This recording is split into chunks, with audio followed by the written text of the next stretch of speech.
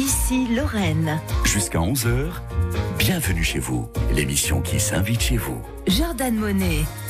Bonjour, bienvenue chez vous sur Ici Lorraine. Je suis aujourd'hui à Metz, dans la boutique MCO de Mathieu Schauder, opticien, pour parler d'un sujet qui nous touche tous, la vue. Parce que voir clair, c'est aussi vivre mieux. Je reçois donc Mathieu Schauder, opticien indépendant, entrepreneur et fondateur du laboratoire Vecteur, ici même en Moselle. Il a une manière bien à lui de parler du regard, du métier et de la santé visuelle. On découvre tout ça dans un peu moins de 5 minutes. Ici Lorraine. Jusqu'à 11h, vos histoires, vos expériences, votre vie. Bienvenue chez vous. Vous écoutez toujours Bienvenue chez vous sur votre radio Ici Lorraine. Aujourd'hui, c'est la journée mondiale de la vue et je suis avec Mathieu Schauder, opticien à Metz et fondateur du laboratoire Vecteur. Bonjour Mathieu. Bonjour Jordan. La vue, c'est un sens qu'on finit par considérer comme acquis jusqu'au jour où elle se trouble. Alors, je me demande avec Mathieu, pourquoi est-ce qu'on attend souvent d'avoir mal à la tête ou ne plus lire les petits caractères pour consulter? Pourquoi vous pensez qu'on néglige notre vue, Mathieu? Alors je crois que c'est un petit peu culturel, on n'a pas trop l'habitude de consulter et c'est vrai que la consultation chez l'ophtalmologiste est parfois un peu difficile aussi en France, dans certaines régions de France, mais je pense aussi que nous sommes là pour répondre aussi aux interrogations des personnes qui parfois se sentent mal avec leur vue au quotidien. Donc c'est vrai que ça soit l'ophtalmologiste, l'orthoptiste ou l'opticien, on est là pour répondre à toutes leurs questions dès qu'ils ont un problème. Et à partir de quel âge faut-il vérifier sa vision ? Il n'y a pas d'âge pour vérifier la vision. Je pense dès le plus jeune âge, c'est très important, justement pour bien grandir, bien évoluer, se développer, aller à l'école dès le plus jeune âge. Et puis ensuite, il y a des petites corrections qui changent avec le temps. Les amétropies changent, donc les besoins visuels évoluent. Et c'est pour ça, consulter régulièrement son ophtalmologiste et son opticien. Est-ce qu'il y a des signes qui devraient nous alerter ? Alors, pour une première lunette ? Pour un problème de vision par exemple, parce que des fois on fait pas attention, on se dit c'est peut-être normal, j'ai mal à la tête ou je vois trouble aujourd'hui parce que je suis fatigué par exemple. Alors oui, je pense encore à certaines situations où on reçoit des patients en examen de vue et on constate effectivement qu'ils nous disent pendant longtemps j'ai pris un Doliprane, j'avais mal à la tête. Ça c'est vraiment et en fin de compte bien souvent c'est un problème de correction et on arrive à y remédier très simplement avec de bons verres correcteurs. Si un auditeur ou une auditrice hésite à faire contrôler sa vue, qu'est-ce que vous lui diriez simplement ? Faut pas hésiter, il faut vraiment venir nous voir. En fait, à partir du moment où on se pose la question, c'est qu'il faut le faire. Merci beaucoup Mathieu Schauder, fondateur de MCO à Metz et du laboratoire Vecteur pour ces éclairages. Dans la prochaine partie, on va parler de ceux qui voient le monde à hauteur d'enfant et de ce que ça change quand la vue commence à flancher très tôt. Ici Lorraine s'invite chez vous. Jusqu'à 11h, bienvenue chez vous. Toujours à Metz, dans l'univers lumineux de MCO, Mathieu Schauder, créateur du laboratoire Vecteur, qui a imaginé aussi un concept dédié aux plus jeunes, MCO enfants. Mathieu, vous dites souvent que 80% des apprentissages passent par la vue. Ça fait quand même beaucoup. Oui, je dirais surtout que le premier sens de la vie, c'est la vue. Et effectivement, 80% de nos sens passent par la vue. C'est très très important. Dès le plus jeune âge, pour bien évoluer, comme je le disais tout à l'heure, il faut consulter et régler les petits soucis visuels. Donc, passer chez l'ophtalmologiste au plus jeune âge, on équipe déjà des bébés. Ça arrive des bébés de moins d'1 an. Mais c'est vrai que trouver les solutions évite bien des problèmes pour plus tard. Et ça permet de résoudre énormément de lacunes pour pouvoir bien progresser dans la vie, pour appréhender le milieu adulte ensuite dans de bonnes conditions. Comment ça se déroule un contrôle de vue pour un enfant, pour un bébé par exemple ? Alors ça va être vraiment chez l'ophtalmologiste. Ça nécessite beaucoup de pédagogie et aussi une façon de faire qui est très très particulière que nous ne maîtrisons pas en tant qu'opticien. Il faut déjà inhiber l'accommodation grâce à des gouttes spécifiques. Donc là, je recommande vraiment aux parents de faire un dépistage dès le plus jeune âge et d'avoir un très bon suivi ensuite. Et puis ensuite, derrière, effectivement, le rôle de l'opticien est primordial parce qu'il va falloir suivre l'évolution de l'enfant. Chaque année, les corrections peuvent être amenées à changer, parfois même plusieurs fois par an, ça dépend des problèmes. Et nous avons étudié des verres vraiment très performants pour pouvoir mettre en place des des verres adaptés dès le plus jeune âge. Je pense notamment aux verres de freination de la myopie. On en parle beaucoup aujourd'hui, mais on dit qu'une myopie sur 3 risque d'être évolutive. Et du coup, on a des solutions qu'on a mis en place, notamment au laboratoire Vecteur, avec un développement européen. Donc des ingénieurs de recherche européens qui ont créé un verre de freination myopique, le plus performant actuellement en Europe, et adapté aussi à notre population européenne. Donc ces verres permettent en fait une freination de l'allongement de l'œil, de l'allongement axial de l'œil, ce qui permet une diminution de l'évolution de la myopie dans le temps pour rester, on va dire, sur des myopies tolérables et acceptables à l'âge adulte. C'est ça le verre spécial Easy Kids 2.0 ? Oui, tout à fait. On l'appelle Easy Kids 2.0. Donc on conseille pour des personnes qui pourraient avoir une myopie évolutive, de l'adapter dès le plus jeune âge, je dirais 5-6 ans, c'est très bien. Et ensuite, le porter rigoureusement en fonction des évolutions aussi, chaque année en modifiant les paramètres qu'il faut modifier, mais en ayant toujours un regard aussi de la part des parents et de l'opticien qui s'occupe de l'enfant pour que la lunette soit toujours en place, toujours ajustée. Et c'est ça qui permettra aussi du coup de réduire l'évolution de la myopie. Protéger la vue d'un enfant, protéger sa propre vue, c'est aussi offrir la chance d'apprendre sereinement. Dans moins de 5 minutes, on va découvrir comment ici en Moselle, vos verres de lunettes sont fabriqués localement et pourquoi c'est une vraie fierté locale. Ici Lorraine. Jusqu'à 11h, bienvenue chez vous, l'émission qui s'invite chez vous. Jordan Monet.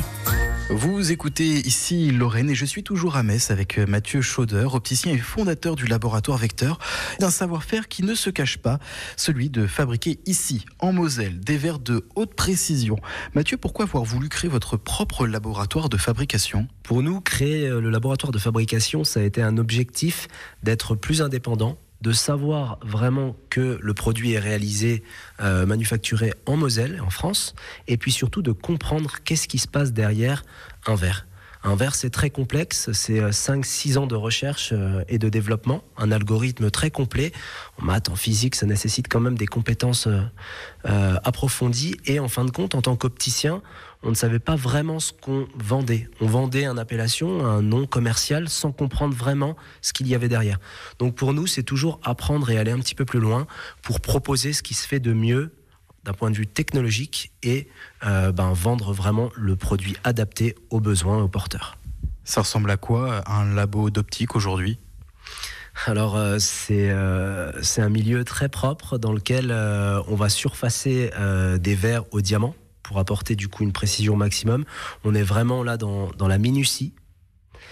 Sur la partie physique et ensuite on passe dans une salle blanche, donc une salle qui nécessite une salle en surpression à température régulée. On est vraiment dans une salle blanche dans laquelle on va réaliser tous les traitements chimie, donc les durcis pour éviter les rayures et la sublimation pour créer les anti-reflets. Donc on est vraiment dans un laboratoire de dernière technologie très pointue. C'est 400 mètres carrés de machines intéressantes. Les clients, ils le savent, ça ? Qu'est-ce que ça leur fait de savoir que leurs verres sont faits ici et pas à l'autre bout de la France ou à l'autre bout du monde, par exemple ? Eh bien, au départ, ils ne le savent pas, mais c'est vrai que quand on leur explique que leur produit, en plus, est labellisé qualité Moselle, par chez nous, ça fait tout son effet. C'est vraiment le consommer local, le savoir-faire quelque part un peu aussi artisanal, mais haut de gamme. Et en fait, de pouvoir concevoir et du coup produire un verre de A à Z en Moselle, ça se fait très peu en France. On est 2-3 petits laboratoires. Quand je dis petit, c'est pas péjoratif, mais c'est par rapport, on va dire, au monde de l'optique internationale. On n'est vraiment pas nombreux, donc on a cette chance d'avoir ça en Moselle. Et quand les clients le savent, ils nous font confiance et ils reviennent. On les fidélise énormément grâce à ça. Verre français, vue claire, économie locale, vous y voyez quoi, vous ? J'y vois un circuit très court. J'y vois, en fait, on consomme un petit peu comme ça dans notre quotidien. Aujourd'hui, on réfléchit aussi à notre manière de vivre, notre comportement d'achat.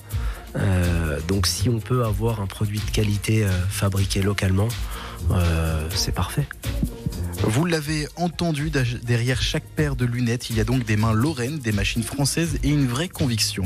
Dans la prochaine partie, on va parler de consommation éthique. Acheter des lunettes, oui, mais pas à n'importe quel prix. Toujours à Metz, dans la boutique MCO Mathieu Schauder, opticien. Pour cette journée spéciale, eh bien, je suis avec Mathieu Schauder, opticien indépendant, qui milite pour une optique plus juste, plus sincère, plus transparente. Mathieu, qu'est-ce que vous entendez par optique éthique ? Optique éthique, pour moi, c'est déjà être indépendant. Ça a beaucoup de valeur. Être indépendant, c'est pas juste se dire être indépendant, c'est aller vraiment au fond des choses. Au magasin, donc MCO, Mathieu Schauder opticien à Metz, on travaille en circuit direct avec nos fournisseurs que l'on choisit. Donc notre concept est vraiment créé de toutes pièces. On ne ressemble à rien ni personne. On n'est pas franchisé. On n'a aucune obligation de respecter des codes. Et de la même façon, pour le choix de nos fournisseurs, on passe en direct, on les connaît, on sait comment ils travaillent, qui sont les dessinateurs, les fabricants, leur savoir-faire, les matériaux. C'est très intéressant de pouvoir raconter l'histoire de ces fabricants à nos clients. Donc on travaille du coup de manière éthique dans le sens où on est très exclusif sur ces produits et ces mêmes fournisseurs ont la même philosophie de travail que nous. J'entends qualité, éthique, mais du coup, est-ce que c'est plus cher qu'une grande chaîne ? Non, ça ne sera pas plus cher, on va dire, à produit qualité comparable. C'est toujours pareil. C'est-à-dire que chez nous, on a un peu tous les prix. Ça va dépendre du matériau, de la fabrication. Aucune lunette est fabriquée en millions d'exemplaires comme on peut le voir dans les grands groupes. Et c'est vrai que dans une franchise aujourd'hui, que vous rentriez dans une ou dans l'autre, souvent on retrouve les mêmes produits. Alors je vais pas trop m'attarder là-dessus, mais c'est la réalité. Chez nous, chaque lunette, on a quand même 2500 références exceptionnelles. On pourra vous expliquer l'histoire de quasiment chacune de nos paires de lunettes. Et c'est ça qui est intéressant, c'est que derrière, c'est des petites productions. Il y a un vrai savoir-faire, il y a une vraie histoire. Et donc pour quelqu'un, pourquoi il viendrait plus chez vous que chez une grande chaîne ? C'est vraiment pour le côté unique ? Il y a le fait de se retrouver dans notre manière d'être et de penser, et aussi d'avoir un produit qu'on ne retrouve pas partout, pas ailleurs. En fait, quand on cherche, on a une vraie personnalité. Chaque personne est différente. Et moi, je me mets vraiment à la place toujours de mes clients. Je les connais. Ça fait 15 ans souvent qui viennent, qui sont fidèles. Quand on choisit un produit, on sait souvent à l'avance à qui va convenir ce produit, tellement on rentre un petit peu dans leur intimité. On passe du temps. Une vente chez nous, c'est 1 heure, parfois plus, parfois 2 heures. On fait un examen de vue, on va très très loin dans les détails.